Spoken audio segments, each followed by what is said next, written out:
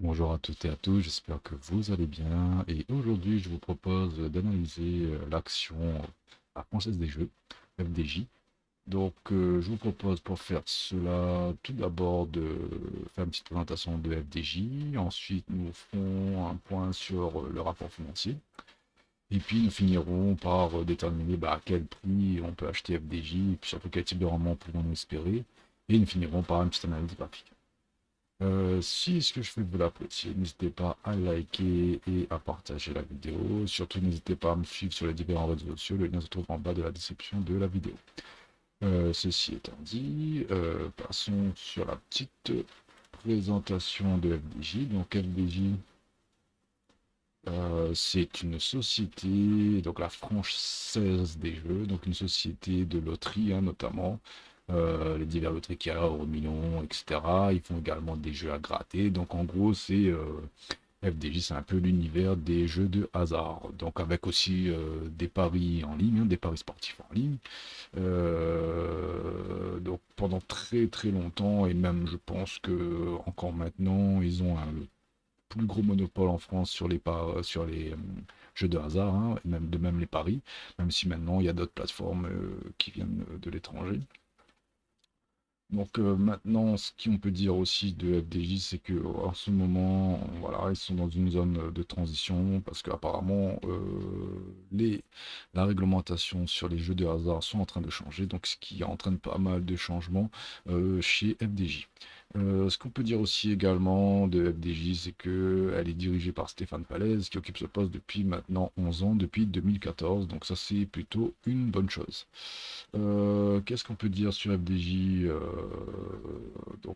Pas grand-chose d'autre, hein. Comme je vous l'ai dit, société de jeux de hasard. Je vous propose de passer directement au rapport financier. Donc là, le rapport financier que j'étais en train de remettre au tout début pendant que je faisais une petite présentation des FDJ. Donc là, le rapport financier, qu'est-ce qui nous dit d'assez important? Bon, voilà, comme je vous le disais, changement de réglementation. Donc il y a un petit, comment dire, une petite adaptation à avoir au niveau de la FDJ. Ils ont, comment dire, pas diversifié, mais ils ont acheté d'autres sociétés de paris en ligne, notamment Unibet, hein, pour la plus connue, donc ça c'est plutôt bien.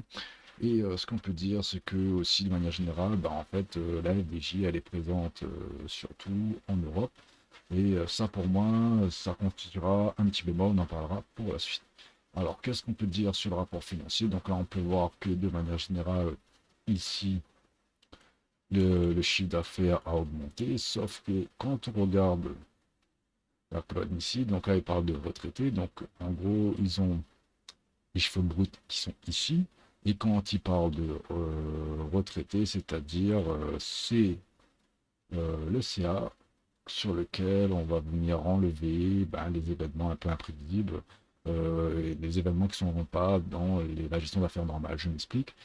Par exemple, si la FDJ avait fait des investissements dans l'immobilier et qu'ils ont vendu n'importe quoi, un immeuble, hein, pour 2, 3 millions, 5 millions, en fait, ça, c'est un événement exceptionnel. Et du coup, si vous vendez un immeuble, forcément, votre chiffre d'affaires va grossir.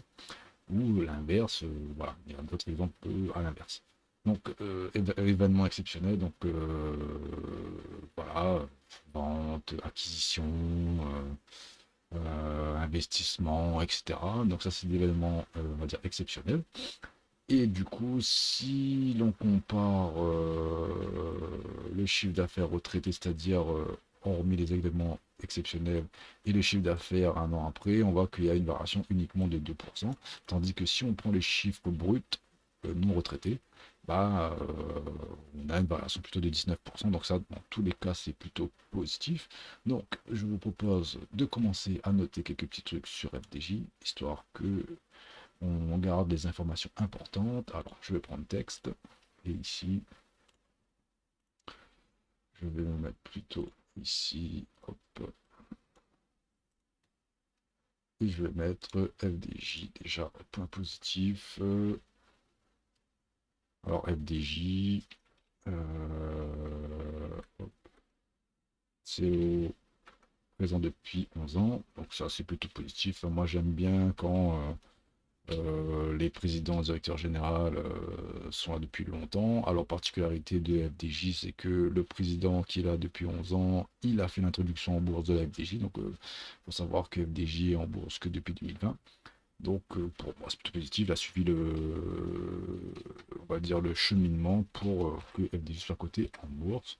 Donc, ça, rien à dire. Qu'est-ce qu'on peut mettre aussi? Bah, CA en augmentation d'une année à l'autre. Ça, c'est plutôt positif. Hop. Maintenant, on va aller voir si la marge aussi est en augmentation. Donc ça sera très important de vérifier tout ça. Donc là, si on revient au rapport financier ici, donc si on regarde la marge, donc résultat opérationnel, on peut voir que là, bah, en fait, que ce soit brut ou retraité, bah, en fait, on a une marge qui se dégrade, donc ça, c'est pas très positif. Maintenant, peut-être que c'est le fait bah, voilà, le fait qu'on a dû s'adapter à certaines réglementations. Donc là, on peut voir, par exemple, si là, je switch rapidement, si on regarde les variations selon les secteurs de FDJ, donc on peut voir que les paris en ligne, les loteries, paris sportifs, ça marche bien. Et par exemple, on peut voir que bah, les trucs en ligne, les paris, c'est pas top top. Donc là, c'est vraiment le réseau France, il fonctionne plutôt pas mal. Et par contre, ailleurs, bah, ailleurs, apparemment, ça fonctionne pas bien. Et on va aller voir, bah, c'est quoi le ailleurs, en fait, quand on dit ailleurs pour FDJ. Pour rappel, moi, l'un des avantages que je vois à investir dans le CAC 40, c'est que pas mal d'entreprises du CAC 40, alors je dis vraiment n'importe quoi, le FDJ n'est plus dans le CAC 40 à partir de ce mois-ci, je crois. Donc, bon, voilà, mais voilà, ça fait pas très longtemps que FDJ est sorti du CAC 40. Et pour continuer ma phrase, les entreprises du CAC 40 ou même du SF, le SBF, pardon, 120, l'avantage qu'ils ont, c'est qu'effectivement, ils sont en France, mais par contre, leur secteur d'activité s'étend partout dans le monde. Donc ça, c'est plutôt positif. Donc FDJ, ben, on va voir où est placé ces autres secteurs d'activité. Donc là, si je continue sur la marge, donc on peut voir que la marge a régressé, donc ça c'est négatif, donc ça on peut noter direct. Donc augmentation, donc là il y a un truc à regarder, hein. Donc soit FDJ a fait des investissements qui a fait baisser sa marge, ou tout simplement, ben, il y a des secteurs qui ne fonctionnent pas, tout simplement, et qui fait que ben, FDJ ben, dégrade sa marge, hein, tout simplement. Donc là, si on regarde, il n'y a pas eu de gros donations, investissement, frais personnels, etc. Qu'est-ce qui a varié le plus? On peut voir que les donations nettes aux amortissements ont augmenté de 100%. Les coûts administratifs et généraux ont augmenté de 67%. Donc voilà, en fait, en gros, et le marketing également. On voit que FDJ a augmenté pas mal de postes de dépenses. Donc ça, c'est à surveiller. Comme je disais tout à l'heure, donc voilà les secteurs qui ont fonctionné, donc les loteries et paris sportifs en France fonctionnent bien. Et si on déroule rapidement, donc je ne vais pas balayer tout le rapport financier. Si vous voulez investir dans FDJ, je vous invite à lire bah, tout le rapport financier qui est fait sur 63 pages. Et je pense que tout le monde devrait faire ça avant d'acheter une action en bourse. Alors, si je continue un petit peu, si je reprends ma ligne, ma ligne de cette analyse, si on regarde un petit peu où est situé FDJ, donc la FDJ pour moi, ça c'est un bémol, hein. En fait, FDJ, quand on regarde bien, la plupart de son chiffre d'affaires, c'est en Europe de l'Ouest, en Europe centrale, donc en Europe de manière générale. Donc ça, pour moi, c'est un bémol, parce qu'en fait, moi, j'aime bien quand les entreprises sont situées un petit peu ailleurs, hein. C'est-à-dire bah, partout dans le monde, en Amérique, en Asie, en Europe, etc. Au moins, si un endroit, l'activité baisse, bah, les autres endroits dans le monde, bah, ça peut varier, ça peut progresser, donc ça permet de compenser une activité à perte. Donc, situation géographique, donc je vais mettre ça bémol pour moi, donc moins, hein. Donc pour moi, le fait que FDJ soit situé uniquement en Europe centrale, et très peu dans les autres endroits du monde, c'est plutôt négatif.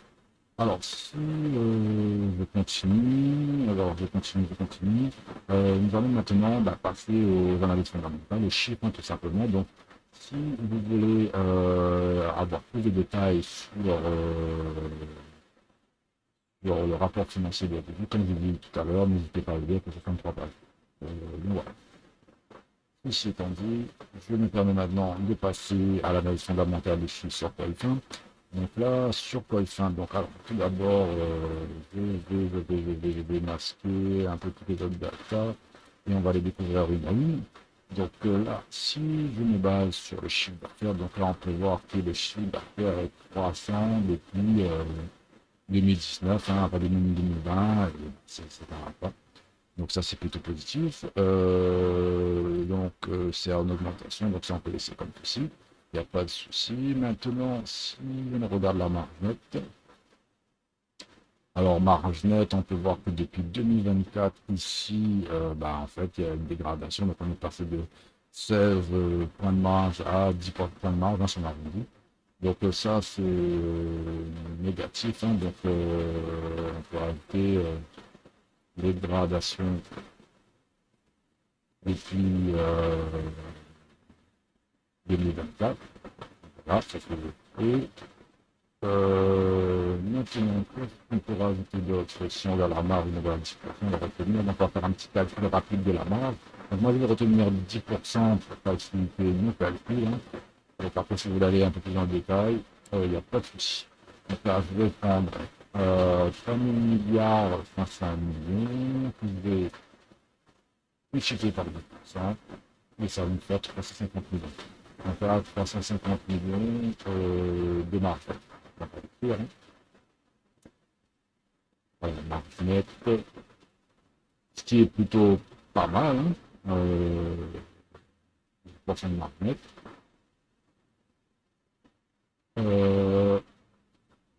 Ensuite, qu'est-ce qu'on va regarder? On va regarder la dette. Parce que c'est bien de faire du chiffre d'affaires, c'est bien de faire de la marge, mais si on a une dette trop importante, ça ne le fait pas, tout simplement. Donc là, quand on regarde la dette, 1 milliard 500 millions, donc là, quand on regarde comme ça fait un peu moins de la moitié du chiffre d'affaires. Ok. Donc là, si on prend la marge nette et qu'on veut rembourser la dette avec, donc là, il nous faudrait au moins, allez, je dirais 350 voire 6, allez, 6, soit un peu moins de 6. Si je fais 350 par 4, ouais, grosso modo, c'est ça. Donc, il me faudrait 4 ans pour rembourser la dette, ce qui est plutôt pas mal. Et surtout, si on rajoute le cash flow, si on regarde le cash flow, on va voir si le cash flow est positif. Donc là, le cash flow, il est positif. Donc là, en gros, si on met le cash flow et la marge nette, on pourrait rembourser la dette en une ou deux années. Donc ça, c'est plutôt positif. Donc là, je vais noter ça. Donc on a un cash flow, on met cash flow. Donc le cash flow, c'est la marge brute d'autofinancement, ce qui nous reste qu'une fois qu'on a investi, on a tout payé dans une entreprise. Voilà. Cash flow positif, remboursement de la dette.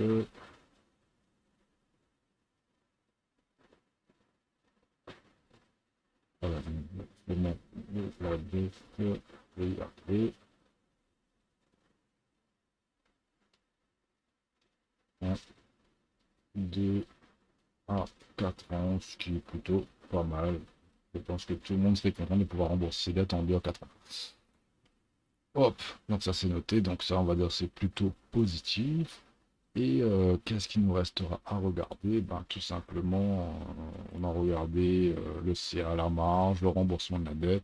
Et maintenant, ce qui va être intéressant pour nous, c'est de regarder un petit peu le price earning ratio pour savoir à quel prix, tout simplement, il serait intéressant d'investir dans FDJ et surtout à quel prix on pourrait revendre cette action. Quand on regarde directement, alors je vais peut-être enlever ça. Je regarde que le PER. Donc, quand on regarde le PER, le price earning ratio, on peut voir que on évolue en ce moment même en dessous de la moyenne. Encore pour le coup, FDJ, on n'a pas beaucoup de data.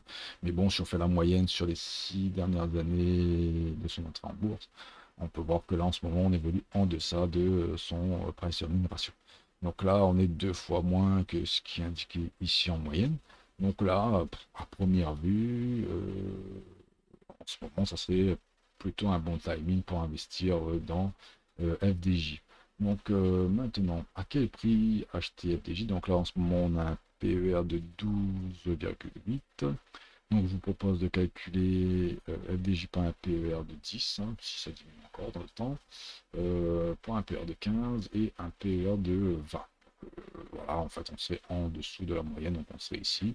Et pour moi, comme je dis assez souvent dans mes analyses d'action, pour moi, le PER 20, c'est vraiment le seuil un peu psychologique, hein. Au-delà de 20, c'est pour moi un peu risqué. Donc, ceci étant dit, calculons le prix des FDJ en fonction de ces PER. Donc là, ici, on va mettre PER 10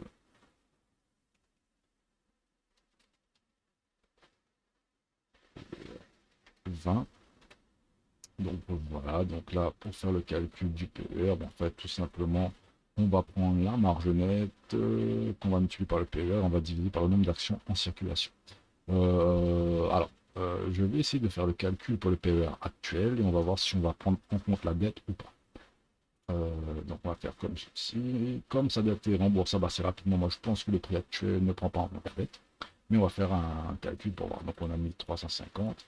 En ce moment, je crois qu'il est à 18 le PER. Donc là, si on regarde rapidement, PER 18, c'est bien ça. On va faire ça. Et on va diviser par le nombre d'actions en circulation. Ça, on va aller chercher ça sur TradingView assez rapidement. Donc là, je vais taper nombre ici. Donc là, on a allez, 185. On va arrondir à 185 millions d'actions en circulation. Ce qui est plutôt pas mal de remarquer, c'est que le nombre d'actions en circulation ont baissé. Donc ça, un rachat d'actions par entreprise, donc ça peut être ça, ou voilà, habituellement c'est ça. Ça veut dire que l'entreprise rachète elle-même ses actions, ça veut dire que c'est plutôt positif. Où j'en étais donc? Dans mon calcul, je vais diviser ça par 185 millions. Et ça me fait à peu près 24. Donc ouais, donc on va dire que on est à 2 euros près, on n'est pas loin du prix actuel. Donc ça voudrait dire que le prix actuel ne tient pas compte de la dette, ou en tout cas pas beaucoup. Après, un autre calcul qui est plutôt pas mal, c'est de faire la différence entre la dette et le cash flow. Et ça, effectivement, on pourrait le faire et ça pourrait éventuellement nous exprimer la dette réelle dans notre calcul. Mais là, pour simplifier le calcul, on ne va pas prendre la dette parce que tout simplement, on peut voir qu'on est quand même assez proche. Donc là, on va faire le calcul pour un PER 10. Donc là, je vais faire 350 millions de marge nette fois 10 divisé par 180. Donc là, ça fait 18.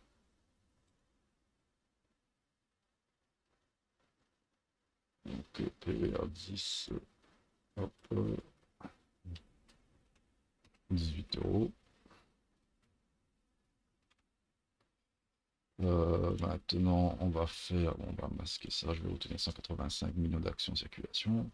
On va faire pour le PER 15, donc là 350 millions fois 15 cette fois-ci, divisé par 185, ça nous fait 28.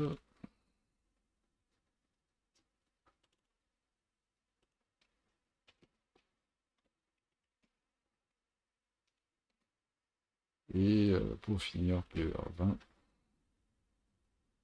donc on va prendre 350 fois 20 divisé par 185 millions, ça nous fait 37. Hop, 37 euros. Voilà. Donc, ceci étant calculé, maintenant je vous propose de faire figurer ce PER sur le graphique. Donc là, 18, on va être quasiment sur un plus bas, donc ici, hein. Donc ça c'est PER 10. Je vais mettre PER 10. Après, on va mettre PER 15 à 28 euros.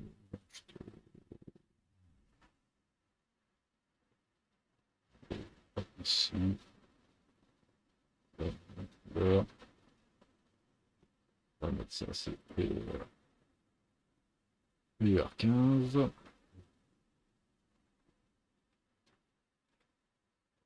Ok, et on va finir par PR20, qui est aux alentours de 37, 37. Ici, on va mettre ça en bleu, tout simplement, pour bien faire la distinction. Et là, on est PR20. Voilà un petit peu les prix, le prix de FDJ en fonction des différents PER.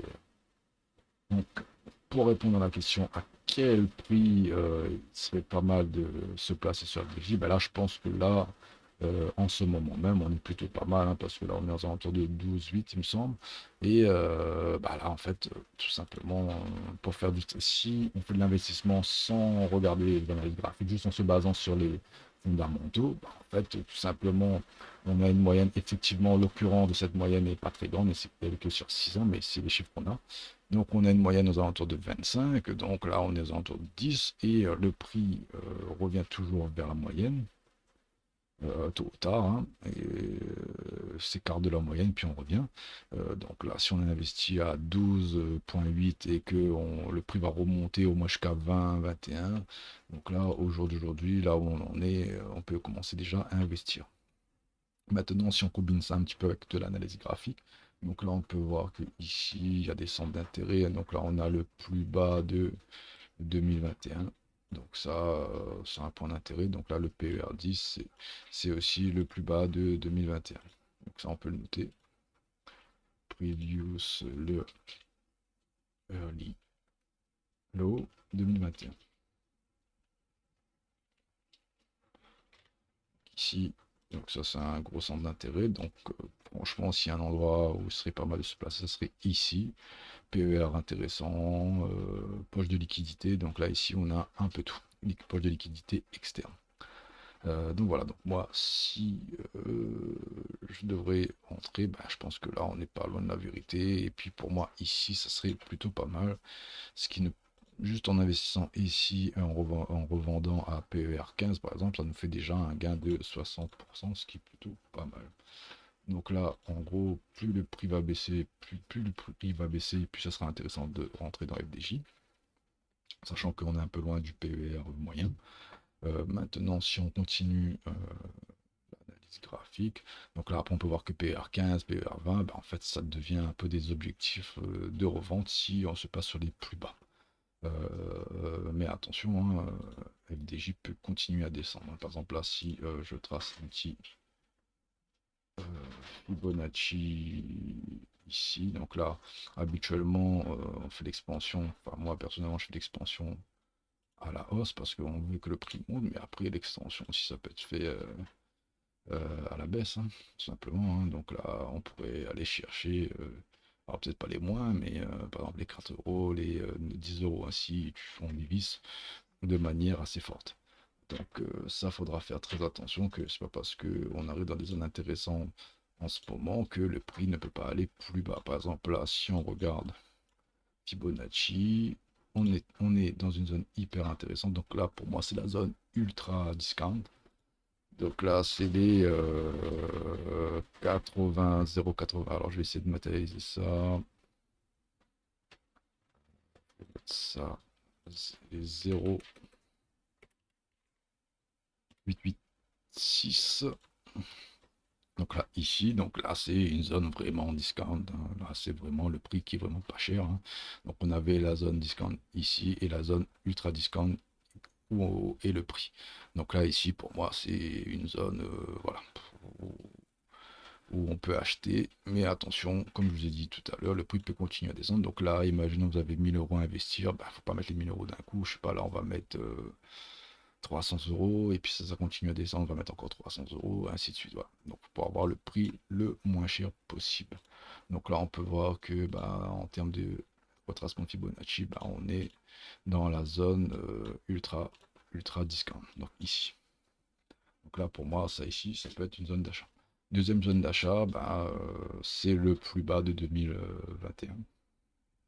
Donc là, si le prix vient ici et que ça réagit bien, ben, on pourrait reprendre le contre-P et en fait, on serait dans un énorme range, hein. Donc là, on est venu balayer en haut, t'es au milieu, et puis là, on vient chercher le bas. Donc après, avec un objectif, bah, si on est dans un range de aller prendre le contre-pied, donc là, on pourrait avoir des rendements de l'ordre de 196, 86%. Donc 2 fois 2. Donc voilà, donc là si on fait une analyse graphique simple, hein, donc on est dans un range, on est venu balayer le haut, on vient balayer le bas, et l'objectif c'est bah, de revendre dans ce range ici, un petit peu plus haut. Et si jamais bon, on a une expansion, ben, ça serait plutôt pas mal. Euh, Autre chose à souligner, si on revient à la moyenne et qu'on achète maintenant, je crois que je l'ai déjà dit, mais voilà, on pourrait, je pense que PE à 25 on est là, donc on pourrait avoir un beau multiple. Donc voilà pour moi un petit peu les rendements en uniquement se basant sur Fibonacci et aussi bah, les poches de liquidité externes. Maintenant, si on regarde un petit peu les volumes, par exemple, on peut voir que là en ce moment ça vend plutôt pas mal. Donc il y a un petit peu de capitulation, je pense, hein, parce que imaginons on achète FDJ ici. Par exemple, pareil, si on prend Fibonacci, qu'on a une stratégie d'investissement, donc on pourrait commencer à investir aux alentours des 38,2, donc ici, donc imaginons il y a des gens qui vont commencer à investir ici, ici, mais là le prix continue à descendre, bah, en fait là on voit que le volume des ventes augmente un petit peu, c'est-à-dire que bah, les gens en fait ils veulent se débarrasser de ça, et bah, en fait c'est un peu là l'opportunité, bah, si tu es nouveau investisseur, que tu veux rentrer sur FDJ, bah, ça peut être le moment où bah, là où les gens capitulent un peu, où toi tu rachètes un peu leurs actions qu'ils avaient achetées plus cher, bah, tu les rachètes beaucoup plus basses, donc ça peut être plutôt intéressant. Si on regarde Ishimoku, donc voilà, Ishimoku confirme. Je vais passer en, en weekly, pardon. Donc là, en weekly, confirme qu'on est dans une phase plutôt baissière. En mensuel, même s'il manque quelques petits éléments, on est en baissier aussi. Et voilà, en fait, on est baissier pour le moment. Donc là, quand ça baisse, il faut en profiter pour acheter si le dossier, bien sûr, vous intéresse. Là, vous avez vu la grosse bougie rouge là, donc il y a un gros sell-off ici. Donc ça faut faire attention, ça peut accélérer le prix. Donc là, pour moi, là, ici, on peut commencer à investir, comme je l'ai dit. Et pour moi, en fait, la zone ultime, on va voir comment le prix réagit. Ça va être là, aux alentours du PER 10 et du plus bas 2021. Donc imaginons on achète ici, donc on est dans un range et qu'on revend au haut de range, comme j'ai dit, ça fait 200%, donc ça c'est plutôt pas mal. Qu'est-ce que j'ai d'autre à rajouter sur FDJ? Pour moi c'est bon, on a fait tout le tour. Ouais, on a fait tout le tour. Bon, j'espère que cela vous a plu. Si cela vous a plu, n'hésitez pas à liker et à partager la vidéo. Et pour ma part, je vous souhaite une excellente semaine de trading et je vous souhaite une bonne journée et à bientôt. Ciao, bye.